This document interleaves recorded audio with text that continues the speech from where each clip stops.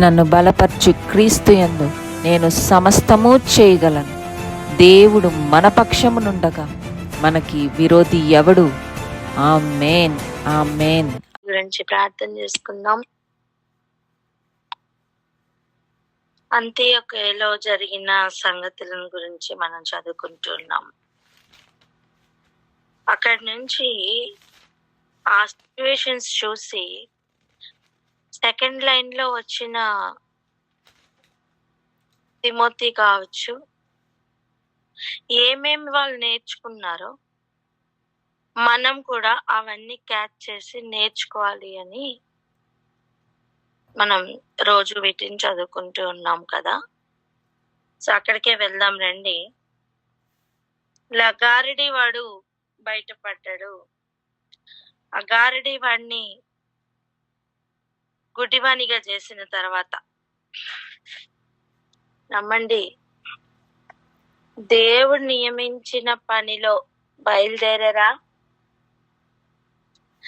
గారడి వాళ్ళు ఖచ్చితంగా బయలుపడతారు. ఖచ్చితంగా వాళ్ళకి గుడ్డితనం కలుగుతుంది. ఇక మీ ప్రయాణంలో మీరు వెళ్ళడమే. అలా పౌలు ఇక ముందుకి కొనసాగుతున్నారట. ఎక్కడికి వెళ్ళారు చూడండి. 13, 14, 15 వచనాలు చదువుకుందాం. అపోస్తల కార్యాలు 13వ అధ్యాయం 13 నుండి 15 వచనాలు చదువుకుందాం. అపోస్తల కార్యములు 13వ అధ్యాయము 13, 14, 15 వచనాలు. తర్వాత పౌలును అతనితో కూడా ఉన్నవారును ఓడ ఎక్కి పాపు నుండి బయలుదేరి పంఫూలియాలోనున్న పెర్గేకు వచ్చిరి. అతడి యోహాను వారిని విడిచిపెట్టి యెరూషలేమునకు తిరిగి వెళ్ళెను. అప్పుడు వారు పెర్గే నుండి బయలుదేరి పిసిదియాలోనున్న అంతియొకయకు వచ్చి విశ్రాంతి దినమందు సమాజ మందిరంలోనికి వెళ్లి కూర్చుండిరి. ధర్మశాస్త్రమును ప్రవక్తల లేఖనములను చదివిన తర్వాత సమాజ మందిరపు అధికారులు, సహోదరులారా, ప్రజలకు మీరు ఏదైనా బోధవాక్యం చెప్పవలనని ఎడల చెప్పుడని వారికి వర్తమానం చేసిరి. హల్లెలూయా. ఇక్కడ జరుగుతున్న విషయాన్ని రాశారు. వారట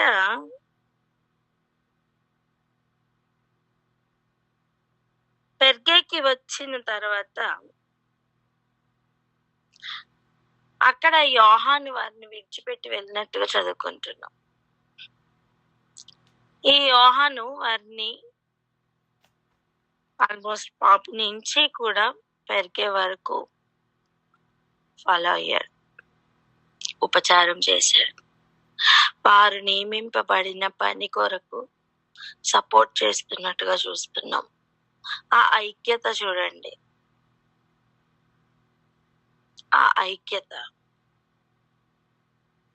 అందరికీ ప్రభు పనే ప్రాముఖ్యం కాబట్టి వారంత ఐక్యతతో ఉన్నారు. ఏదేమైనప్పటికీ కూడా ఆయన విడిచిపెట్టి తిరిగి యెరూషలేముకు వెళ్ళారట. తర్వాత అప్పుడు వారు పెర్గే నుండి బయలుదేరి పిసిదియాలో ఉన్న అంతియొకయకు వచ్చి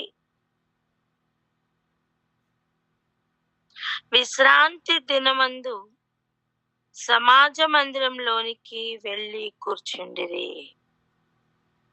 సో ప్రతి విశ్రాంతి దినం వారు సమాజ మందిరానికి వెళ్ళేవారు.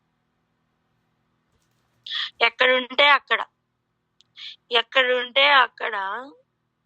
ఎక్కడెక్కడ సమాజ మందిరాలు ఉన్నాయో చూసుకొని వెళ్తూ ఉండేవారు. అలా వెళ్ళి కూర్చున్నారట. క్లియర్ గా ఉంది చూడండి, అక్కడికి వెళ్ళి కూర్చున్నారు అని. కూర్చుండి అప్పుడు ధర్మశాస్త్రమును ప్రవక్తల లేఖనములను చదివిన తర్వాత సమాజ మందిరపు అధికారులు ఒక ప్రశ్న అడుగుతున్నారు. మీరేమైనా చెప్పాలనుకుంటున్నారా? ప్రజలకు మీరు ఏదైనా బోధవాక్యం చెప్పాలని అనుకుంటున్నారా? అలా ఉంటే చెప్పండి అని వర్తమానం పంపించారట. అప్పుడు పౌలు నిలబడి చేతితో సైగ చేసి నేను చెప్తానని స్టార్ట్ చేశారండి. ఇశ్రాయేలీలారా, దేవునికి భయపడవారులారా వినుడి అని స్టార్ట్ చేసి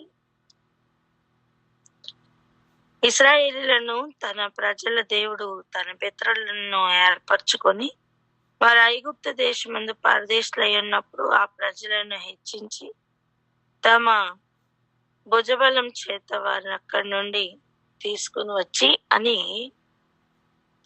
ఐగుప్తు యొక్క విడుదల దగ్గర నుంచి స్టార్ట్ చేసి యేసు ప్రభు బ్రతికిన కాలం, ఆయన చనిపోయినది, ఆయన చంపినది అన్ని కూడా జ్ఞాపకం చేస్తూ ఉన్నాడు. ఇక్కడ మనం ఈరోజు ఏం ప్రార్థన చేద్దామంటే, దేవా మా సంఘాలన్నిట్లో కూడా ఇటు యూనిటీ రావాలి. మొదటిగా వెళ్ళి కూర్చున్నప్పుడు ఒక వర్తమానం వాళ్ళు పంపిస్తున్నారు. ఎంత మర్యాదగా జరుగుతున్నది ఇక్కడ చూడండి. సమాజ మందిరంలో అక్కడ వీరిని చూసి అడుగుతున్నారు, మీరేమైనా బోధవాక్యం చెప్పాలనుకుంటున్నారా అని అడిగినట్టుగా మనం చూస్తున్నాం. అండ్ ఆ అవకాశాన్ని పౌలు గారు ఎంత చక్కగా వాడుకున్నారో అది కూడా మనం చూస్తున్నాం. నేటి సంఘాలలో ఇలా సత్యము వినపడాలి అని ప్రార్థన చేద్దాం. అప్పటి వరకు వారు పరిశుద్ధ లేఖనాలు చదువుకున్నారు, ధర్మశాస్త్రం చదువుకున్నారు, ప్రవక్తల లేఖనాలు చదువుకున్నారు. కానీ వివరించుకునే సమయం వచ్చే సమయానికి దేవుడు ఒక్కనాడు అంత్యోకయకు సత్యమును పంపించారంటున్నా. ఆచారబద్ధంగానే అంతవరకు చదువుకున్నారు, కానీ సడన్ గా వారి మధ్యలోనికి సత్యవాక్కు దూసుకొని వెళ్ళినట్టుగా చూస్తున్నాం. అదే ప్రార్థన చేద్దాం. ఎంతమంది అయితే ఆచారబద్ధంగా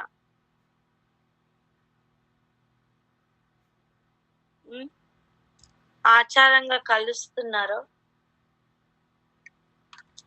దేవుడు సడన్ గా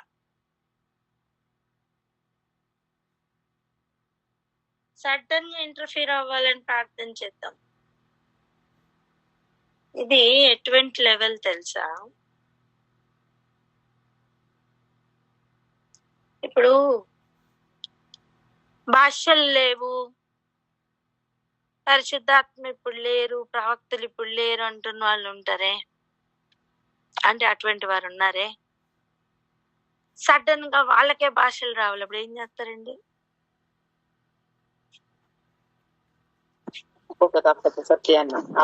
నమ్ముతారు.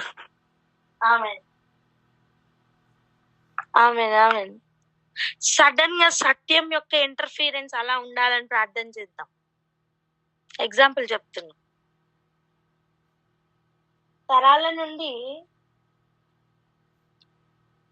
తరాల నుండి ఇదే ఆచారం అని ఆదివారం మాత్రమే లేదా ఒక పండగకు మాత్రమే అనుకొని వాక్యం కొరకు ఉంటున్న వారిలో సడన్ చేంజెస్ రావాలి. వాక్యం సూపర్ఫిషియల్ గా జస్ట్ పాదాల లోతు మాత్రమే తడుపుకుంటున్న వారికి సడన్ గా మునిగి లేచిన అనుభవం రావాలి.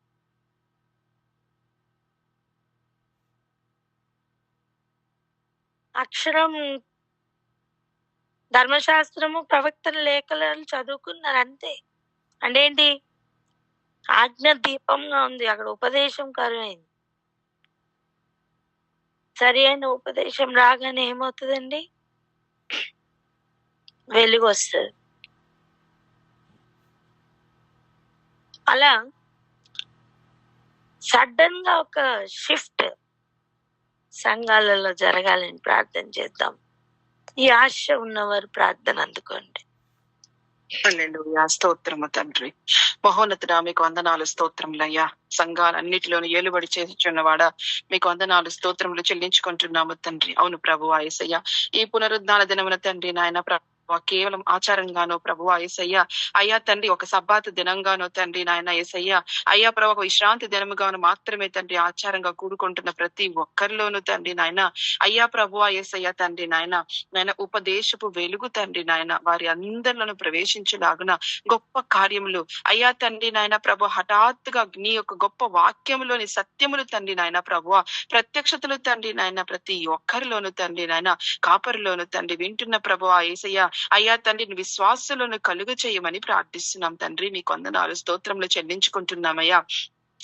ఏ సంఘాల్లో అయితే తండ్రి ప్రభువా ఆయన ఆచారబద్ధంగా మాత్రమే కూడుకుంటూ నాయన అప్పుడు మాత్రమే ఐక్యతగా ఉన్న ప్రతి ఒక్కరిలోనూ తండ్రి నిరంతరము సహోదర భావము కలిగి నాయన వాక్యపు వెలుగులో తండ్రి ఒకరినొకరు కట్టుకుంటూ నాయన ప్రభువా యేసయ్య తండ్రి నాయన ఆనాడు ఎలాగైతే తండ్రి నాయన అయ్యా ఆ సంఘాల్లో ప్రభువా ఎలాగైతే ఒక మర్యాద పూర్వకంగా తండ్రి కలుసుకుంటూ నాయన ప్రభువా అయ్యా వాక్య ఉపదేశము చేసుకుంటూ తండ్రి హెచ్చరించుకుంటూ తండ్రి నాయన అయ్యా అనుదినము నీ యొక్క వాక్యమును చదువుకుంటూ తండ్రి ప్రభువా ప్రకటిస్తూ నాయన ప్రభువా సంఘాలను కట్టుకుంటూ ఒక సంఘం నుంచి ఇంకొక సంఘంతో ఎలాగైతే మాట్లాడుతూ పత్రికలు పంచుకుంటూ అయ్యా చెప్పుకుంటూ ఉన్నారో అలాగున తండ్రి నాయన ప్రభువా సంఘము అంటే నాయన ప్రభువా అయ్యా తండ్రి శరీరముగా ఉంటుండగా తండ్రి శరీరంలోని అవయవాలన్నీ నాయన ప్రభువా ప్రతి దినము అయ్యా నీవు చెప్పిన పనిలో ఎలాగైతే ఉన్నాయో అలాగూ తండ్రి నాయన మేము సంఘముగా తండ్రి దినము తండ్రి అట్టి ఐక్యతను కలిగి ఉండి నాయన అయ్యా క్రీస్తు పని నిమిత్తము తండ్రి నాయన యేసయ్య ప్రభువా యేసయ్య తండ్రి నడుము బిగించుకొని పని చేసే వారముగా తండ్రి నాయన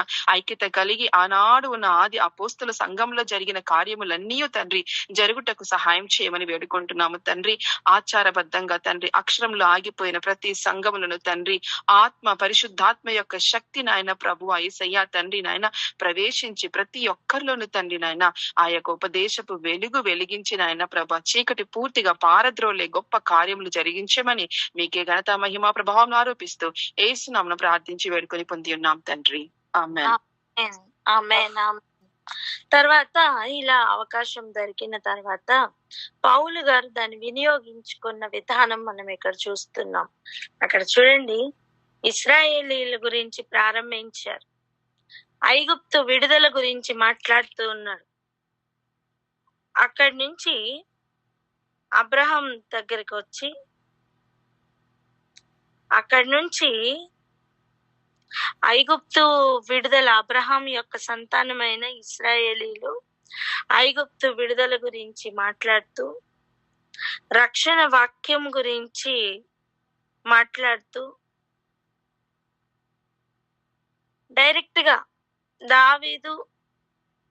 దావీదు కుమారుడైన యేసయ్య దగ్గరకు వచ్చేసారు. నేనేమంటున్నా అంటే కొన్నిసార్లు ఎక్కడి నుంచి ప్రారంభించారో ఏం చెప్తున్నారో అర్థం కాని పరిస్థితులు ఉంటూ ఉంటాయి. ఎందుకంటే మధ్యలో ఎగ్జాంపుల్స్ ఉంటాయి కదా, మధ్యలో ఎన్నో థాట్స్ ఇంటర్ఫియర్ అవుతూ ఉంటాయి, చెప్తున్న వారికి వింటున్న వారికి. అలా ఏది లేకుండా పూర్తి కాన్సన్ట్రేషన్ తో వినవలసిన వారు వింటున్నారు, చెప్పవలసిన వారు చెప్తున్నారు.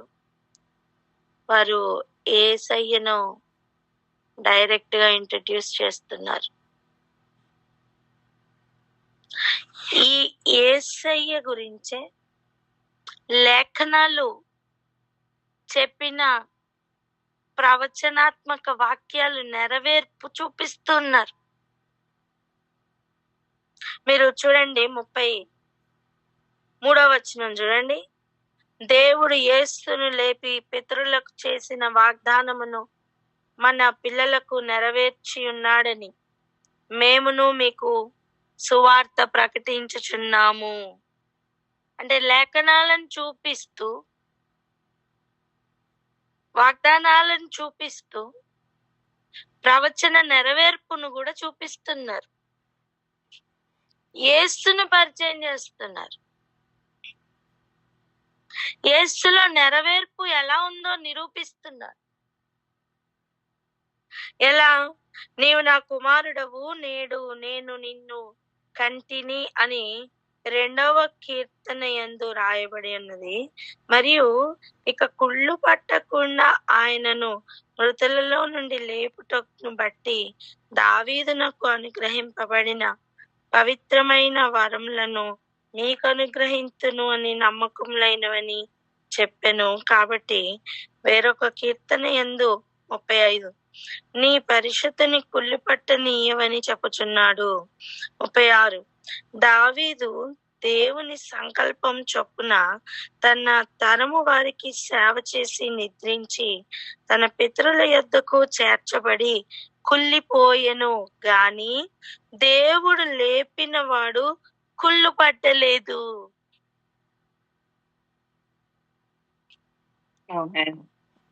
దావీదు లేఖనమే ఎవరి గురించి రాశారు అని ఎంత క్లియర్ గా చూపిస్తుంది. నీ పరిశుద్ధిని కుళ్ళుపట్టనీయవు అని చెప్తున్నప్పుడు ఆ లెవెల్ ని చూపిస్తున్నా.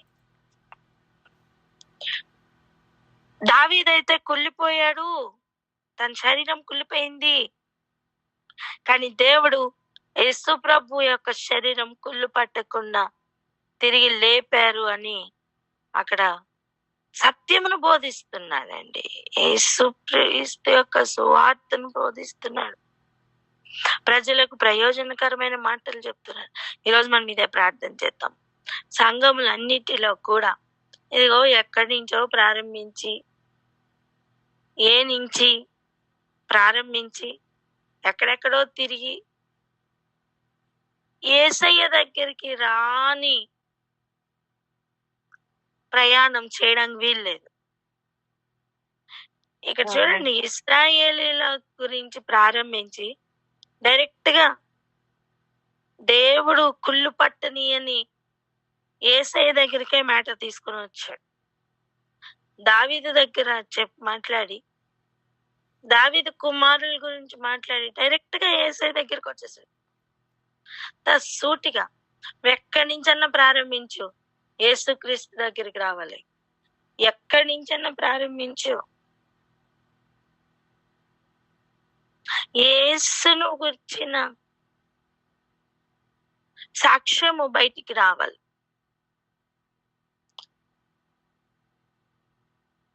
ఏవో కల్పన కథలు చెప్పి వెళ్ళిపోవడానికి రాలే. ఏవో వారి అనుభవాలు ఏవో కొంచెం చెప్పి వాక్యం లేకుండా చేయడానికి వీల్లేదు. పరిశుద్ధాత్మను పూర్తిగా టేక్ ఓవర్ చేసుకోవాలి. ఆమేన్. ఆమేన్, ఆమేన్. ప్రార్థన చేద్దామండి. సంఘంలో అన్నిట్లో కూడా ఈ పరిస్థితులు నెలకొన్న వాళ్ళని ప్రార్థన చేద్దాం. ప్రార్థన అందుకోండి. నేను చెప్పలేని వారు లేరని కాదు, ఉన్నారు. కానీ మాక్సిమం ఎక్కడి నుంచి ప్రారంభిస్తున్నారో ఎక్కడికి వెళ్తున్నారో తెలియని పరిస్థితులు ఉండడానికి వీలు లేదని.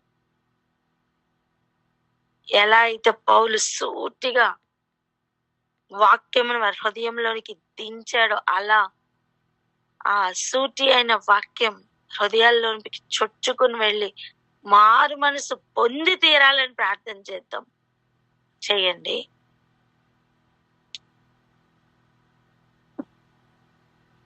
తండ్రి నీకు స్తోత్రం రాజా, నీకు స్తోత్రం పరిశుద్ధ దైవమా, నీకే స్తోత్రం అయ్యా.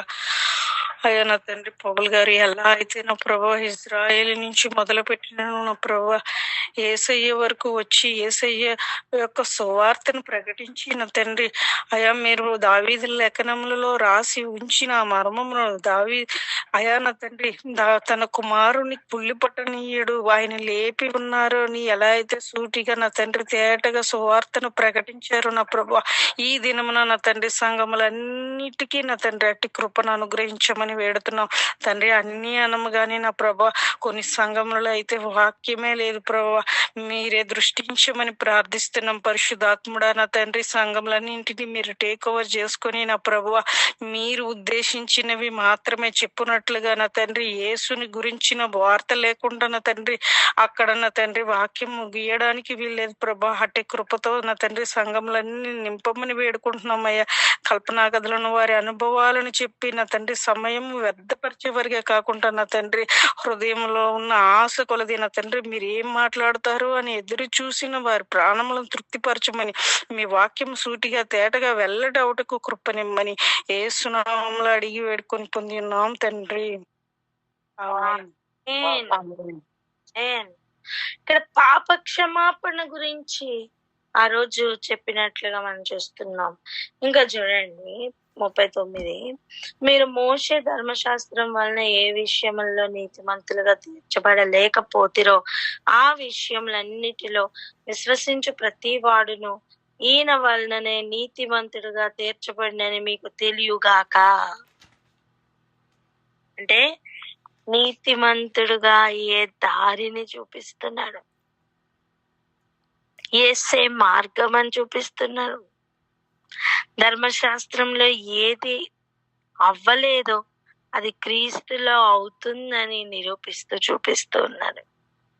అంతేకాదు మనకి అక్కడ హెచ్చరికను కూడా ఇస్తున్నాడు. 40 చూడండి, ఇదిగో తిరస్కరించు వార్లారా ఆశ్చర్యపడుడి నశించుడి. మీ దినముల్లో నేను ఒక కార్యము చేసేదను, ఆ కార్యము ఒకడు మీకు వివరించినను మీరెంత మాత్రమును నమ్మరు అని ప్రవక్తల గ్రంథంలో రాసిన మాటను ఎత్తిపెట్టి చెప్తున్నాడు. వారి సమాజ మందిరంలో నుండి వెళ్ళుచుండగా ఈ మాటలను మరుసటి విశ్రాంతి దినమున తమతో చెప్పవలనని జనులు వేడుకొనిది. ఎందుకు? మొదటి నుంచి ఇశ్రాయేలీల గురించి చెప్తున్న ఆ ఐగుప్తు చెర నుండి విడుదల గురించి స్టార్ట్ చేసి యేసు ప్రభు యొక్క మర్మం, యేసు యొక్క ప్రస్తుత ముఖ్యమైన ఉద్దేశం వారితో చెప్తున్న సమయం శ్రద్ధగా విన్నట్టుగా మనం చూస్తున్నాం. అంతేకాదు వారికి ఆసక్తి చూడండి. మరుసటి విశ్రాంతి దినం అంటే మనం మళ్ళీ కలుసుకున్నప్పుడు ఆ 7 దినాల తర్వాత మళ్ళీ కలుసుకుంటామే, ఆ రోజు ఈ మాటలను మాకు మళ్ళీ చెప్పవా అని వేడుకుంటున్నారట. నేనేమంటున్నా అంటే సంఘముల్లో వినుబుద్ధి పుట్టాలా.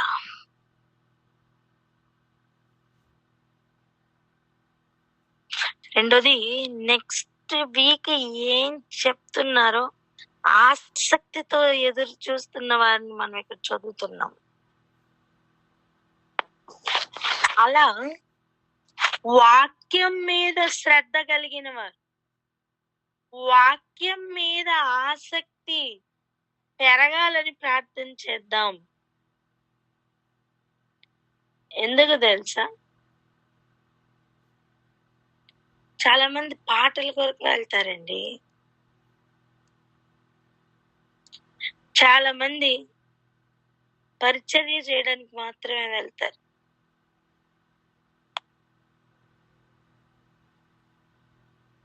ఏదో ఒక పనిలో ఉండడానికి అంతే. వాక్యం చేరదు హృదయానికి. కొంతమంది ఉంటారు వాక్యం టైంకే కరెక్ట్ సడేషన్ ఇచ్చినట్టు ఫుల్ నిద్రలో, ఆమె అనగానే వీళ్ళు కూడా ఆ నిద్రలో నుంచి బయటకు వచ్చేస్తారు.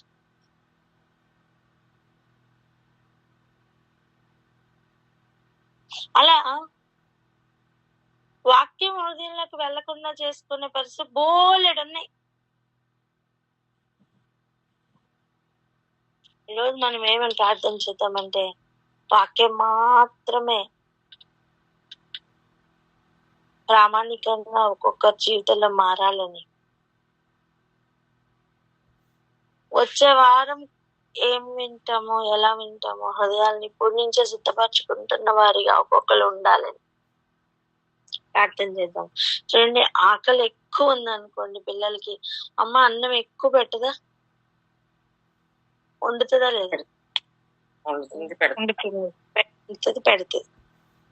అలా ఆకలి ఎక్కువ అయింది అనుకోండి సంఘంలో, వాక్య ఆహారం ఎక్కువ అవదా? అవుతుంది. కాన్ఫరెన్స్ లో చూడండి, ఆల్ నైట్ ప్రేయర్ కి వెళ్ళడం కోసం మనం రెడీగా ఉన్నాము. ఎంత ఫుడ్, ఎవరు తినలా. వండిన ఫుడ్ అంతా అలా ఉండిపోయిందంటే పాడేశారు వాళ్ళు. ఎందుకు తినలేదు? వాక్యంతో కడుపు నిండిపోయింది. అనుభవించిన వారు ఉన్నారు కదా, వాక్యంతో కడుపు నిండిపోయిందండి. ఆల్ నైట్ ప్రేయర్ డిక్లేర్ చేసుకున్నాం. ఆల్ నైట్ ప్రేయర్ మీద ఉన్న ఆసక్తి, వాక్యంతో కడుపు నింపుకుంటున్న అనుభవం, ఫిజికల్ గా ఒక ఆహారం తెచ్చి పెడితే ఎక్కలా, ముద్ద దిగలేదు. నేను అనుకున్నా నాకేలా అవుతున్నా అని. కాదు, చిన్న పిల్లల దగ్గర నుంచి ఇదే జరిగింది.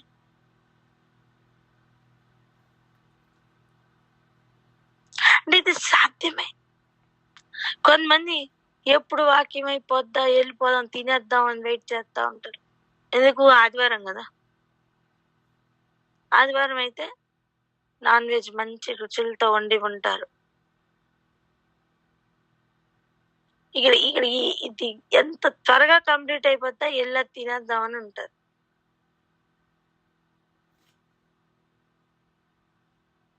నేనేమంటున్నా అంటే, నీకు అక్షయమైన ఆహారం ఏదో కనిపించినప్పుడు క్షయమైన ఆహారం కనపడదు.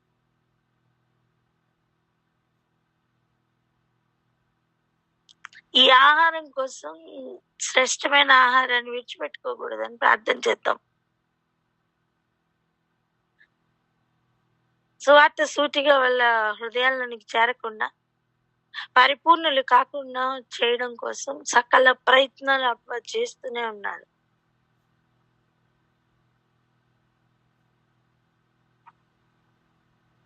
వాని తంత్రాలకి మన వాళ్ళు పడిపోకూడదు. ఆమేన్. సంఘాలన్నిట్లో కూడా ఒక ఆకలి పుట్టాలి. వాక్యం కొరకైనా ఆకలి పుట్టాలి, ఆసక్తి పుట్టాలి. అడుగుతున్నారు పౌల్ని, వచ్చే వారం కూడా మాకు ఇది చెప్పా అని. అలా వాక్యం మీద ఆసక్తి ఎక్కువై, మాకు ఇదేంటో దీని గురించి చెప్పా, రేపు ఇదేంటో చెప్పా, లేదా ఈరోజు రాత్రికి ఇదేంటో చెప్పా అని అడుగుతున్న వారిగా. శిష్యులు కూడా చూడండి, యేసు ప్రభు వారు ఎక్కడికి వెళ్తే అక్కడికి ఏకాంతంగా వెళ్ళిపోయేవాళ్ళు. అని ప్రార్థనలో ఉన్నప్పుడు ఏకాంతంగా వెళ్ళారండి. అలా ఒక మంచి ప్రయాణం జరగాలని ప్రార్థన చేద్దాం.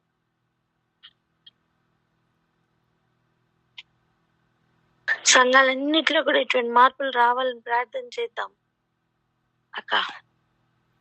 Hallelujah. Thank you, Jesus. Thank you, Lord.